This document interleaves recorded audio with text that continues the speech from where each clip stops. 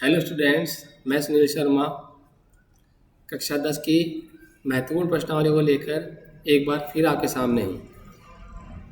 हम पिछले वीडियो में प्रश्नावली 17 को पढ़ रहे थे और हमने इसमें माध्यक को हल कर लिया था।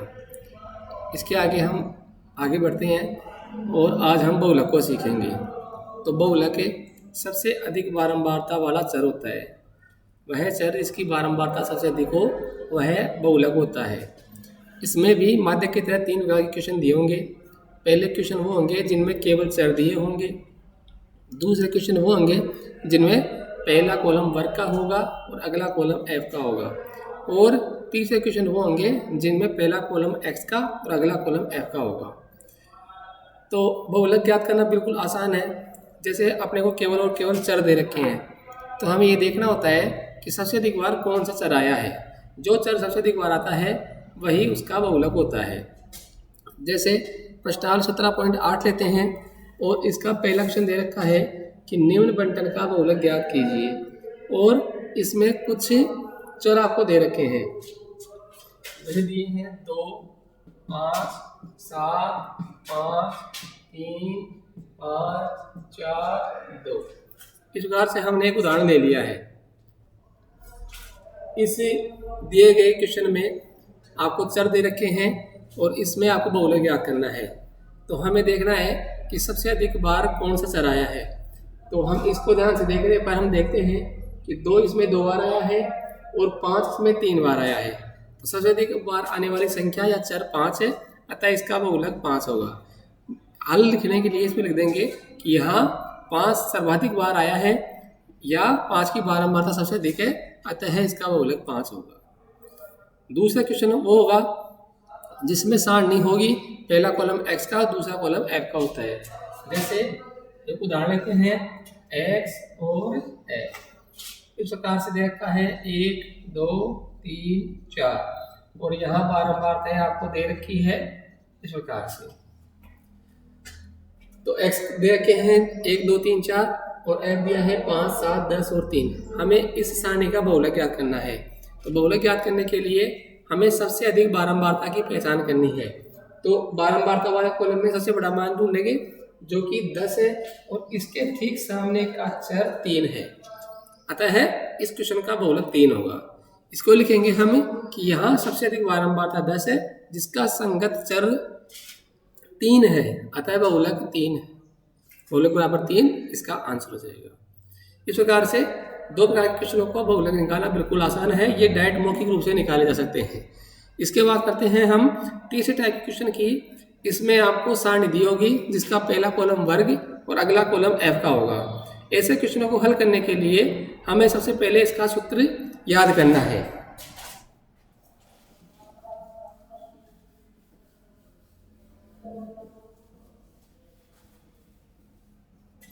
तो इसका सूत्र होता है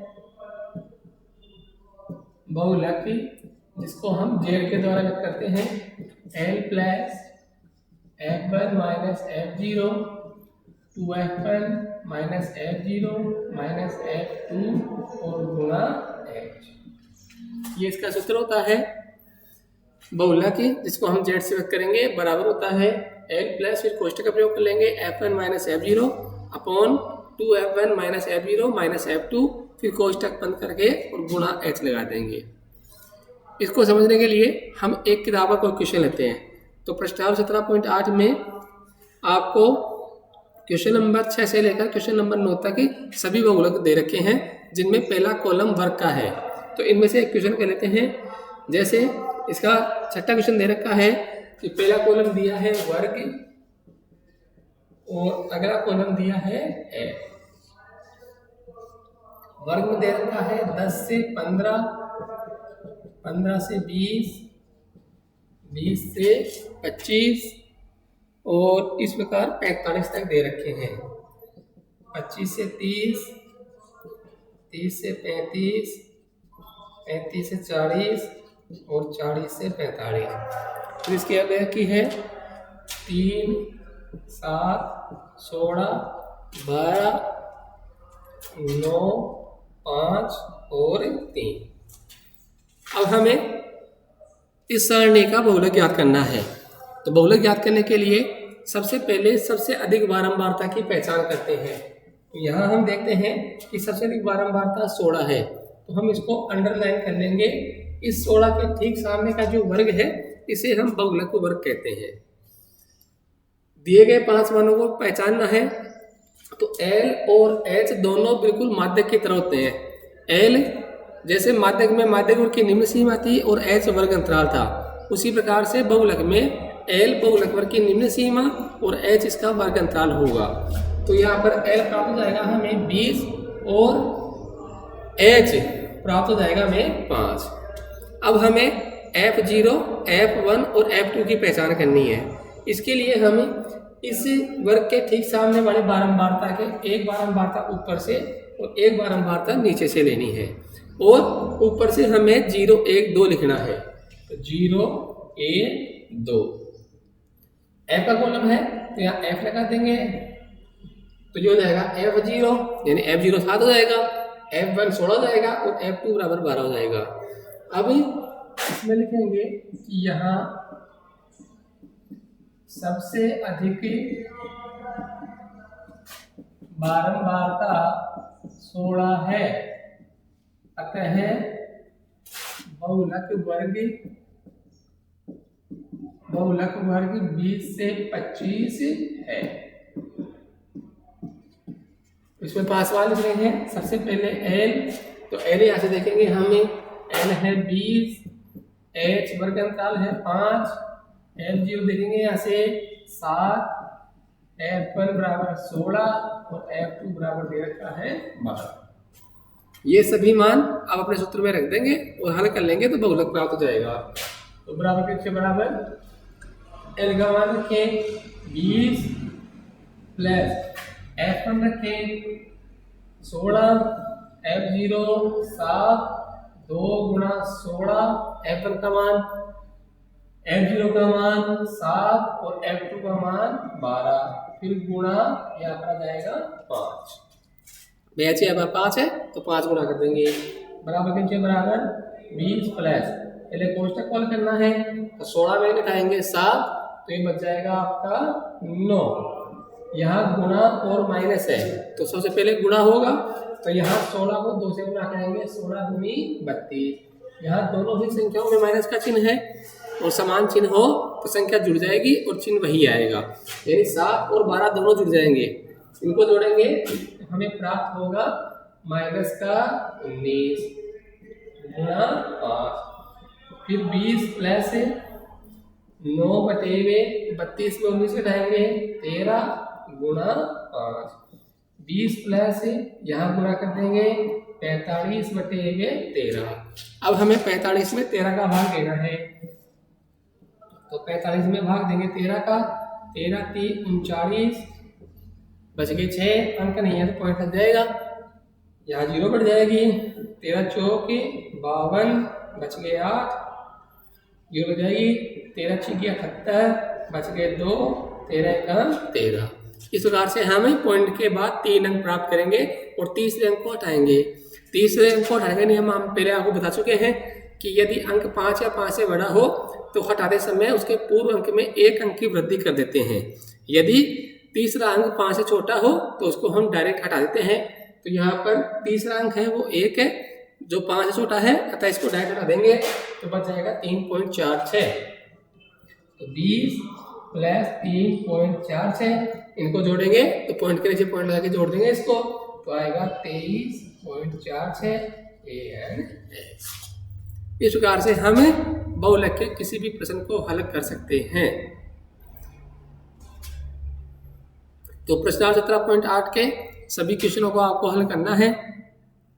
हल करने में यदि किसी प्रश्न में कोई समस्या आए तो नीचे कमेंट बॉक्स में आप लिख देना, उस क्वेश्चन को दोबारा बोर्ड पर दोबारा वीडियो बनाकर आपको समझा दिया जाएगा। अब माध्यक हो चुका है, बहुलक हो चुका है, इसके बाद बात करेंगे हम माध्य की।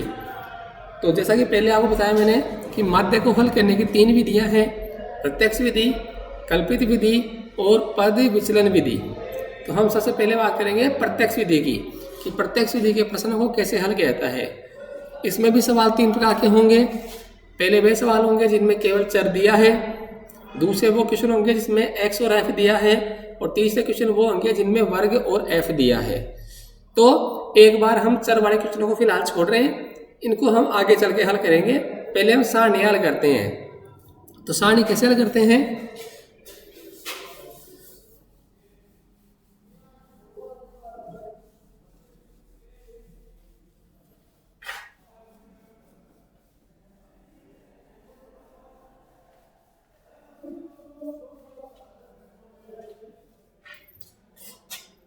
तो हम हल कर रहे हैं माध्य और प्रत्यक्ष विधि से।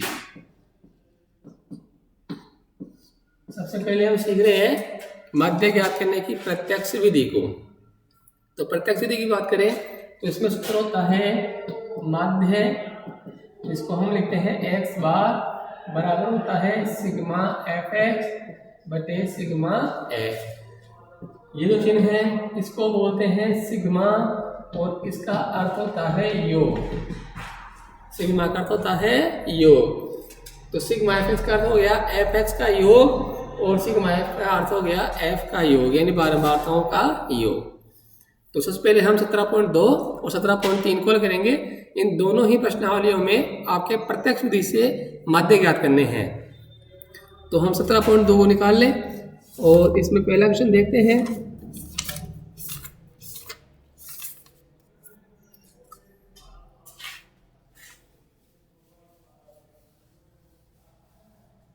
पहला क्वेश्चन दे रखा है कि निम्न बारंबारता बंटन का माध्य ज्ञात कीजिए, और पहले क्वेश्चन में दे रखा है x और f। x हमें दिया है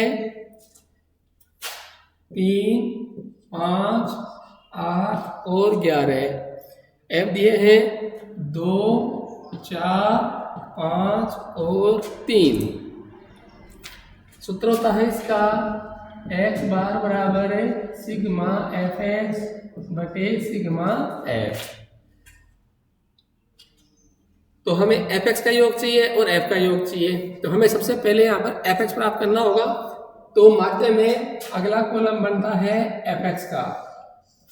एक्स और एफ दिए हों तो हम डायरेक्ट अगला कॉलम बनाएंगे एफ एक्स का। एफ एक्स का अर्थ हो गया कि एफ को एक्स के मानों से गुणा करना है। तो यहाँ 2 को गुणा कर देंगे 3 से 6, 5 चौक 20, 8 पंजे 40 और 11 तिया 33। अब कर लेंगे इनका योग करेंगे हम f का और एफ एक्स का। तो f का योग करते हैं 2, 4, 6 और 5 11, 11 और 3 14। यहाँ योग करेंगे 3 और 6 9, 6 और 3 9। सूत्र में मान लिख देंगे सिग्मा एफ एक्स है 99 और सिग्मा एफ है 14। अब हमें 99 भाग देना है 14 का। तो 14 से 98 बच गया 1, आगे अंक नहीं है, पॉइंट लग जाएगा। पॉइंट लगने के बाद शेष पर में 0 बढ़ जाती है। अब 14 का भाग 10 में देंगे, भाग नहीं जाएगा तो भाग टूटती 0 लग जाएगी और 1 0 बढ़ा देंगे। फिर भाग देंगे 14 से 98, बच गया 2, 14 एकम 14। 3 अंकों तक निकाल लेंगे पॉइंट के बाद, तीसरे अंक को उठा देंगे। तो तीसरा अंक है वो 5 से छोटा है तो इसको हम डायरेक्ट हटा देंगे। तो ये भाग आ जाएगा 7.07 और ये आपका माध्य है। इस प्रकार से इस प्रश्नावली के सभी के सवालों को हल किया जा सकता है। इसमें एक पॉइंट का क्वेश्चन दे रखा है, उसको भी हल कर लेते हैं।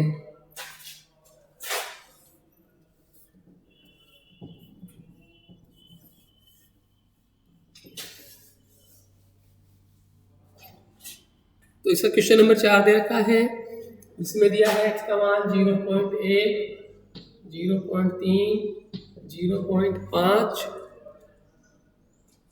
0.7 और 0.89। f दे रखी है 7, 8, 10, 15, 10। तो x और f दिए हैं, हमें सबसे पहले एफ एक्स ज्ञात करना है। एफ एक्स ज्ञात करने के लिए यहाँ आपको कुछ पॉइंटों के मान दे रखे हैं। तो एक बार आप पॉइंट को नज़रअंदाज करें और ये माने कि पॉइंट नहीं है और बिल्कुल सामान्य गुणा करें। गुणा करने के बाद पॉइंट के बाद जितने अंक हैं उतने ही अंक छोड़कर पॉइंट लगाते जाएं। जैसे यहाँ से पॉइंट हटा लें, 1 हो गया, 1 को गुणा करेंगे 7 से तो आएगा 7। अब पॉइंट के बाद 1 अंक है तो यहाँ से 1 अंक छोड़कर पॉइंट लगाएंगे, यानी यहाँ पॉइंट लग जाएगा।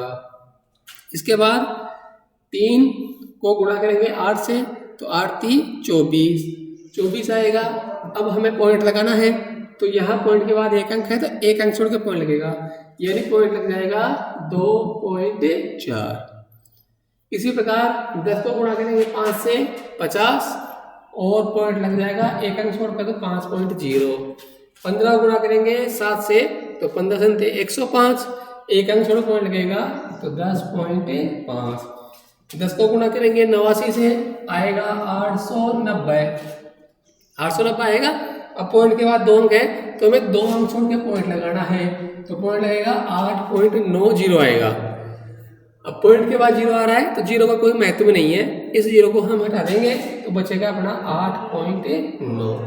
इस प्रकार लिखते समय में ध्यान रखना है कि पॉइंट के नीचे पॉइंट लिखते जाएं ताकि योग करने में आपको कोई समस्या नहीं आए। अब योग करें, सबसे पहले योग करेंगे हम f का, तो 7 8 15, 10 25, 15 40 और 10 50।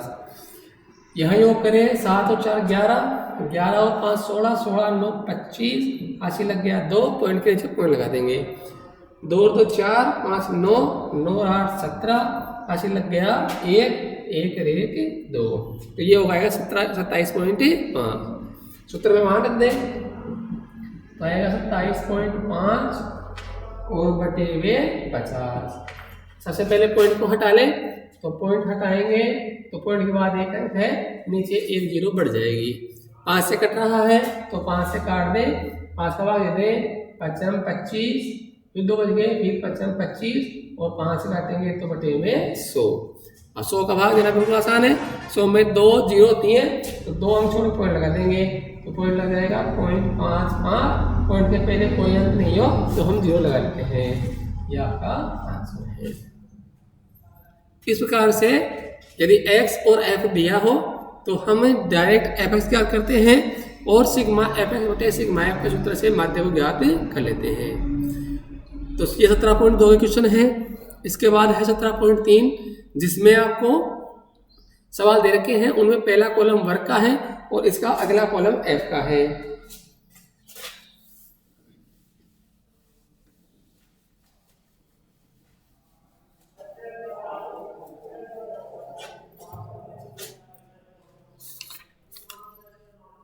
तो 17.3 में पहला क्वेश्चन दे रखा है वर्ग और f। हमें वर्ग दिया है 0 से 10, 10 से 20, 20 से 30, 30 से 40 और 40 से 50। फिर f दे रखी है 9, 12, 15, 10 और 14।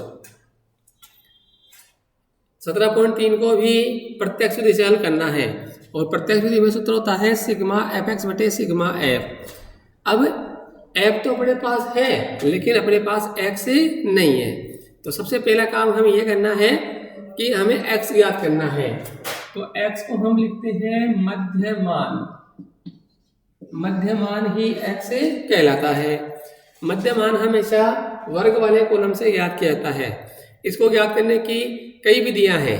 जैसे पहली विधि है कि इसका मध्यमान ज्ञात करना है तो इन दोनों का योग करें और फिर उसमें 2 का भाग दे दे, यानी उसका आधा कर दे। तो 0 और 10 को जोड़ेंगे तो आएगा 10 और 10 का आधा करेंगे तो आएगा 5। इस प्रकार से यहाँ पर पहला मान आ जाएगा 5।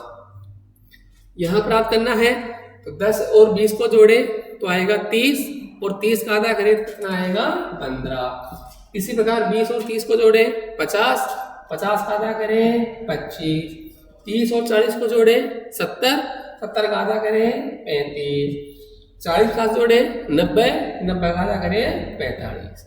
एक तरीका तो ये है।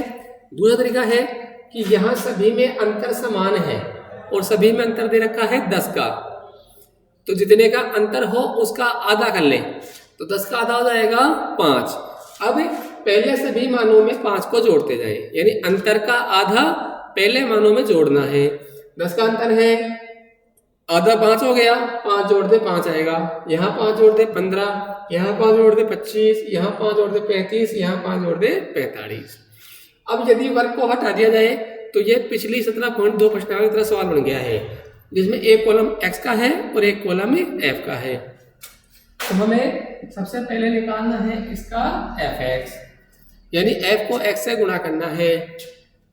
तो यहाँ गुणा करेंगे 9 पंजे 45, 12 से गुणा करेंगे 12 पंजे 60, 12 एकम 12 और 6 18। यहाँ गुणा करेंगे 15 5 75, 15 दूनी 30 और 7 37। 10 से गुणा करेंगे 350 और 14 पंजे 70 और 14 चौक 56 और 7 63। अब कर लेंगे इनका योग। तो योग में ध्यान रखें, आपको हमेशा f का और fx का योग ज्ञात करना है। तो f का योग ज्ञात करेंगे तो 9 और 12 21, 21 और 15 36, 36 और 10 46 और 14 60। इधर योग करना है, इकाई को जोड़ते हैं, 5 और 5 10, 80 लग गया 1, 4 और 1 5, 5 और 8 13, 7 20, 25, 25 और 3 28, 80 लग गया 2, 2 और 1 3, 3 6, 3 9 और 9 6 15, 1580। अब सूत्र लगाएंगे यहाँ पर x बार बराबर सिग्मा fx बटे सिग्मा f। तो सिग्मा fx लिखेंगे यहाँ पर, सिग्मा fx दे रखा है 1580 और बटे में आएगा आपका 60, 0 0 काट देंगे। अब 158 में भाग देंगे हमें 6 का, तो भाग देंगे 6 दूनी 12, बच गया 3, 38 हो गया, 6 6 36, 80 बच गया 2, अंकन ये पॉइंट हो जाएगा 20, 20 में भाग देंगे 6 18, 6 18 ये है। इस प्रकार से हम प्रत्यक्ष विधि से माध्य ज्ञात कर सकते हैं। यदि सारणी में पहला कॉलम x है, अगला कॉलम f है, तो हम डायरेक्ट fx निकालेंगे और सिग्मा fx बटे सिग्मा f के सूत्र से इसको हल कर लेंगे।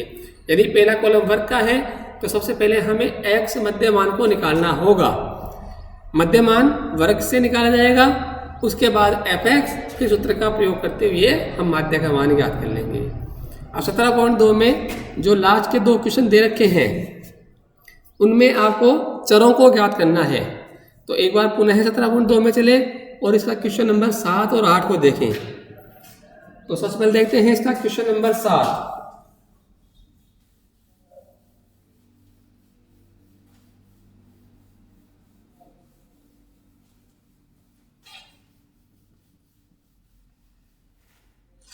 क्वेश्चन नंबर 7 में हमें दे रखा है कि यदि निम्न बंटन का माध्य 7.5 है, यानी माध्य हमें दे रखा है, तो p का मान ज्ञात कीजिए।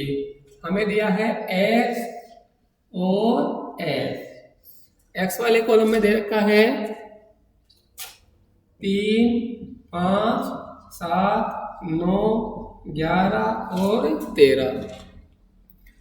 फिर f में दिया है 6 8 15 p 8 और 4। इस प्रकार से हमें एक सारणी दे रखी है और इसका माध्य दिया है, इसका माध्य दिया है 7.5। अब हमें p ज्ञात करना है, यानी एक चर ज्ञात करना है। तो आप सभी जानते हैं चर ज्ञात करने का डायरेक्ट कहीं कोई सूत्र नहीं होता है। तो चर ज्ञात करने के लिए हम हर सवाल को हल कैसे करें, तो इसमें गणित का पहला नियम लगता है, और अपना पहला नियम ये है कि जो हमें दिया है सूत्र उसी का लगाना है, यानी जो दिया जाए सवाल को उसी तरह से हल करना होता है।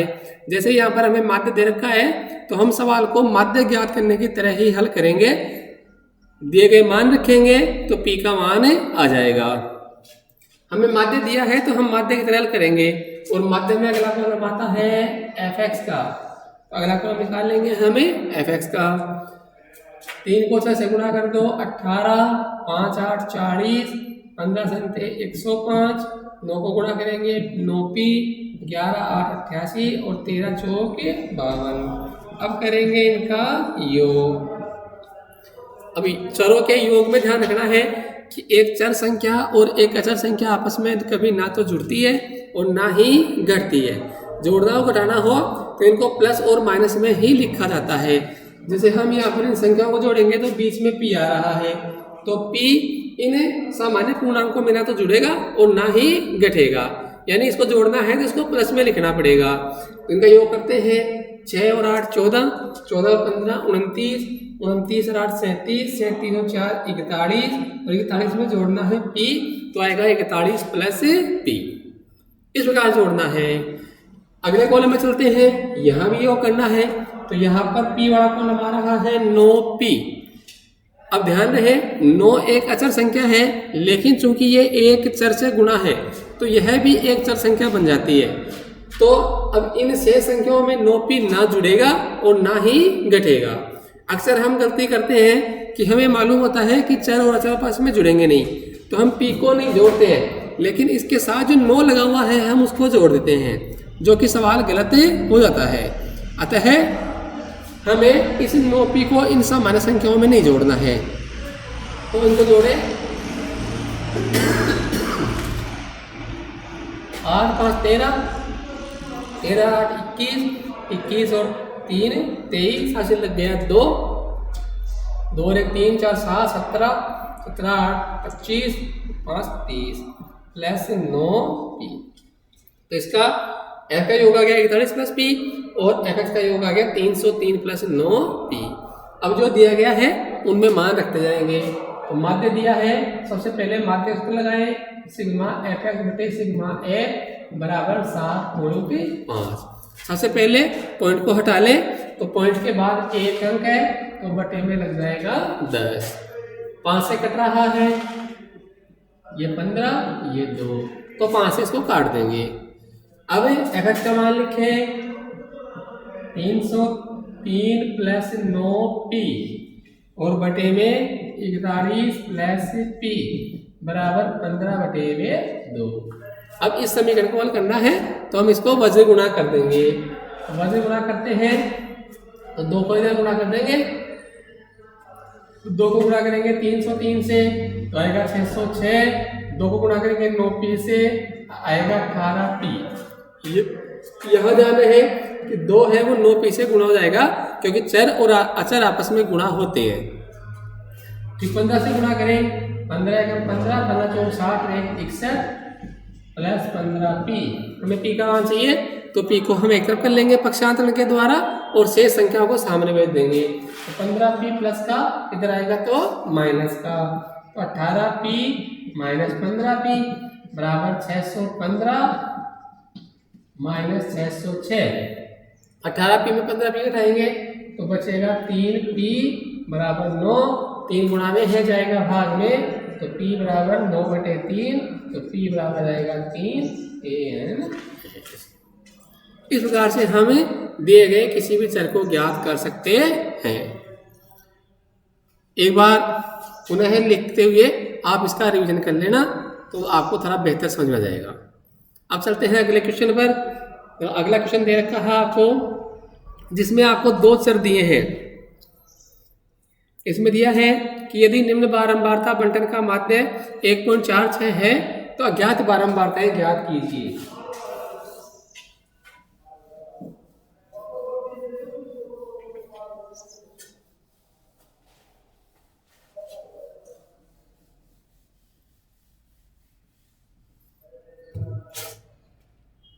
तो हमें x दे रखा है और f दे रखा है। x दिया है हमें 0 1 2 3 4 5, फिर f दिया है 46 dot dot dot dot dot dot, फिर 25 10 5 और इनका योग दिया है 200। इनका योग दे रखा है 200। तो ये 2 ज्ञात बारंबारताएं हैं, इनको हमें ज्ञात करना है। तो हम इनको एक को मान लेंगे x और एक को मान लेंगे y। अब पिछले क्वेश्चन में और इस क्वेश्चन में थोड़ा अंतर है। पिछले क्वेश्चन में केवल हमें एक चर ज्ञात करना था, तो तो हमें एक समीकरण की आवश्यकता थी।